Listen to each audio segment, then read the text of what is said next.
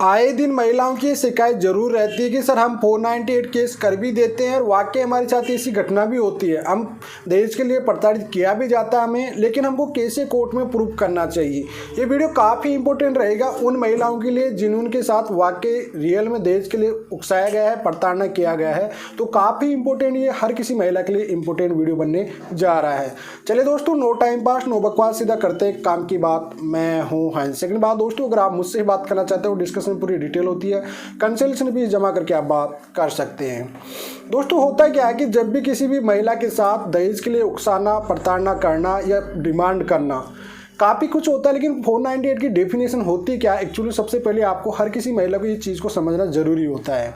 देखिए, अगर आपको बार बार की भी ससुराल में जा रहे हो आप लोग और आपके ससुराल में इस चीज़ से उकसाया जाता है कि बार बार दहेज को लेके, किसी सामान को लेके या आपके कलर को लेके किसी भी तरह से ताने दिए जाते हैं, जैसे आपके घर में दहेज की डिमांड थी या आपके घर वालों ने जो अपनी कैपेसिटी थी उसके अकॉर्डिंग आपको दिया, लेकिन फिर भी कोई भी रिश्तेदार हो, चाहे आपके सास ससुर हो, चाहे आपके ससुराल में कोई भी रिश्तेदार हो, वो आपको बार बार इस चीज़ से उकसा रहा है, इस तरह के आपके साथ एक्टिविटी करता है कि तुम्हारे पिताजी ने कुछ दिया नहीं है, तुम्हारे पिताजी ने माल ऐसा दे दिया, जिससे आपको मेंटल हरासमेंट होना।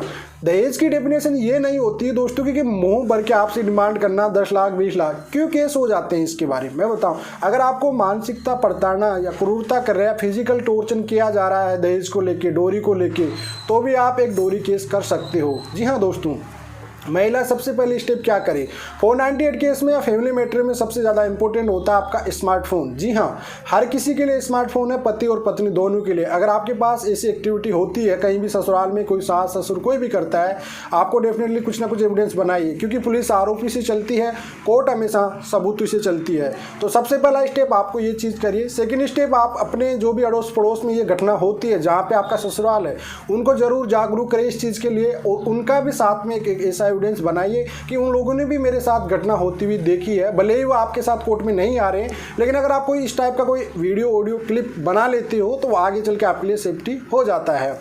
आगे बात करते हैं इसमें, स्टेप टू स्टेप में चलता हूँ आपको आगे। आपको सब भी 498 केस करना है, उससे पहले आप लोग एक वार्निंग लेटर यानी नोटिस भेजिए, लीगल नोटिस, जिसमें आप पूरी डिटेल में लिखिए कि आपने मेरे साथ ऐसी मारपीट करते हैं, आपके घर वाले करते हैं, जो भी माता पिता है, जो सब कुछ होते हैं, उसको आप मजिस्ट्रेट के द्वारा फॉरवर्ड कराएं। एक लीगल नोटिस होता है जिसको बोलते हैं एडवोकेट के थ्रू करना, लेकिन एक लीगल नोटिस होता है जिसको वेरीफाई कराना पड़ता है आपको SDM से। उसके बाद आप भेजिए कि मेरे साथ ये प्रताड़ना हो रही है और मैं एक काउंसलिंग चाहती हूँ, साथ में अगर ऐसी मेरी घटना होती है इन फ्यूचर में या इससे आप नहीं सुधर रहे तो फिर आगे चल के मैं 498 केस करूंगी, क्योंकि मेरे को दहेज के लिए उकसाया, बार बार प्रताड़ना की जा रही है।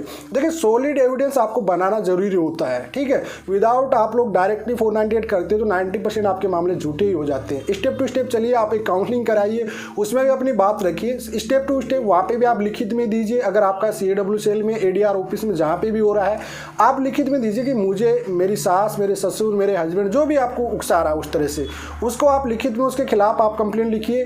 ADR ऑफिस में उसके खिलाफ दीजिए, आप लोग कंप्लेंट दीजिए, पहले कंप्लेंटें दे के रखिए आप लोग, क्योंकि कंप्लेंटें आपके आगे चल के फ्यूचर में एविडेंस बन जाएंगे।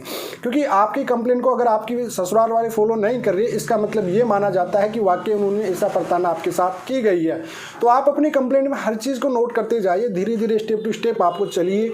उसके बाद में आपको जहाँ पे भी आपकी काउंसलिंग हो रही है, जो मेडिएटर के सामने अपनी बात को प्रॉपर्ली लिखित रूप में रखिए वहाँ पे, क्योंकि आपको बाद में वही एक एविडेंस के तौर पे आपको निकलवाना है, जैसे RTI डाल के आपको हर चीज़ को वहाँ से निकालना जरूरी होता है। तो आप स्टेप टू स्टेप वहाँ पे ये चीज़ बताइए कि साहब मेरे साथ मेरी सास ने इस तरह से उकसाती है मेरे पास। अपना एविडेंस कभी आप लोग शो मत करिए। आपको कंप्लेंट में कोर्ट एविडेंस हमेशा आपको कोर्ट में ही सबूत करना है, साबित करना है, ना कि पहले किसी को शो मत करिए आप लोग। आप अपना कंप्लेंट के थ्रू आपके एक लिखित तौर पे आप एविडेंस जरूर बनाते जाइए कि साहब मेरे साथ इस तरह से उकसाया गया है। उसमें आपके हस्बैंड का क्या रिप्लाई होता है उसको भी नोट करते जाइए आप लोग साथ के साथ में। तो आप इस तरह से एक कंप्लेंट एक एविडेंस के तौर पर चाहिए। स्टेप टू स्टेप चलिए। आप ADR ऑफिस में, महिला सेल में या कहीं भी आपकी कंप्लेंट हुई है, SP ऑफिस में भी हुई है, उसमें आपने पहले जाने की कोशिश भी की है, कॉम्प्रोमाइज़ करने की कोशिश भी की है। अगर ये सब चीज़ें स्टेप टू स्टेप आप फॉलो कर देते हैं और अगर आपके फेवर में होती है, मेडिसिन सब चीज़ें आपके सपोर्टेड होती है, तो फिर आप डायरेक्टली 498 की पुलिस FIR कराइए। पुलिस FIR के बाद आप इन्वेस्टिगेशन कराइए उसकी प्रॉपरली। इन्वेस्टिगेशन में कभी भी इंपॉर्टेंट बात ये ध्यान रखिए कि आप अपने अगर जो FIR में लिख रहे हैं वही ग्राउंड आप इन आगे चल के कंटिन्यू रखिए, चेंजिंग कभी मत कीजिए। आप लोग अपना जो भी एक बार बयान दर्ज करा दिए हैं, पुलिस एफआईआर में जो अपनी स्टोरी बता दिए हैं, जो ही आपको एंड तक रखिए। नहीं तो कहीं बार क्या देखा जाता है कि 498 में आपको डेट समय मालूम होता नहीं है, उसके बाद आपकी चार्जशीट होती है, उसमें आपके अलग बयान होते हैं। तो ये चीज़ों को आप डिफरेंट मत बनाइए, सेम टू सेम रखिए। आपकी जो एफआईआर में आप चीज़ें लिखे वही सब कुछ लिखते चले जाइए। तो ऐसे आप एक तरह से स्ट्रॉन्गेबल एविडेंस बनाए इस तरह से, क्योंकि ये मिस्टेक हर कोई लेडीज करती है, जिसमें क्या होता है 498 की कंप्लेंट करती है लेकिन उनको उस चीज़ का पता नहीं होता। मैक्सिमम वो केस झूठे होते हैं, ठीक है, उनको कोई मालूम नहीं होता, वो अपनी हरासमेंट करने के लिए करती है। लेकिन एक्चुअल में जिस महिला के साथ प्रताड़ना होती है, जिसके साथ ऐसा किया जाता है, ऐसा क्राइम होता है, तो डेफिनेटली उसको टाइमिंग समय सब कुछ पता होता है। आप खुद भी एक विटनेस होते हो, आप खुद भी एक गवाह होते हो। जरूरी नहीं होता कि ऐसा भी कहीं क्राइम होता है कि जहाँ पे हस्बैंड वाइफ ही देखा हो, कोई थर्ड नहीं, तो वहाँ पे आप खुद भी एक एविडेंस के तौर पे, एक विटनेस के तौर पे माने जाए होगी। जी हाँ दोस्तों, आगे की चल के स्टेप में बता देता हूँ। चार्जशीट आपके कोर्ट में जाने के बाद में आपको जब भी चार्ज फ्रेम होते हैं, एविडेंस एक्ट आता है, वहीं पे अपने सबूतों को शो करिए। आप लोग इंटरेस्टेड विटनेस कम से कम रखने की कोशिश कीजिए, क्योंकि मैक्सिमम केसेस में आपकी गलती ये होती है कि आप जो गवाही रखते हो आपके रिश्तेदार या आपके घर वाले ही रहते हैं ज़्यादातर। आपके 498 केस में मैक्सिमम कम से कम कोशिश कीजिए कि आपके जो विटनेस है वो इंटरेस्टेड कम होके आपके इंडिपेंडेंट विटनेस ज़्यादा होगी। जैसे ससुराल पक्ष से कोई भी मान लीजिए कई बार देने सपोर्ट नहीं आता है, लेकिन आप उसके रिलेटिव के किसी ने का एविडेंस बनाइए इस तरह की कि मेरे साथ ऐसी घटना हुई है। आप उन लोगों को सूचित करिए कि साहब मेरे साथ ससुराल वाले सब कुछ है। आप लोग सबको फ़ोन करके बताइए इस चीज़ों के बारे में कि साहब मेरे ससुराल वाले मेरे साथ ऐसा उकसाया जा रहा है। आपके रिलेटिव को बताइए, आप आपके ससुराल वालों में जितने भी रिलेटिव भले ही वह कोर्ट में नहीं आ रहे, लेकिन वह एविडेंस के लिए आपके लिए सॉलिड प्रूफ माने जाएंगे। जी हाँ, इंडिपेंडेंट विटनेस होना चाहिए, या फिर आपके ससुराल पक्ष की साइड से, या उनके रिलेटिव होने चाहिए, आपके अड़ोस पड़ोसी होनी चाहिए, उनके अगर आपको एक बार सूचित जरूर करना चाहिए।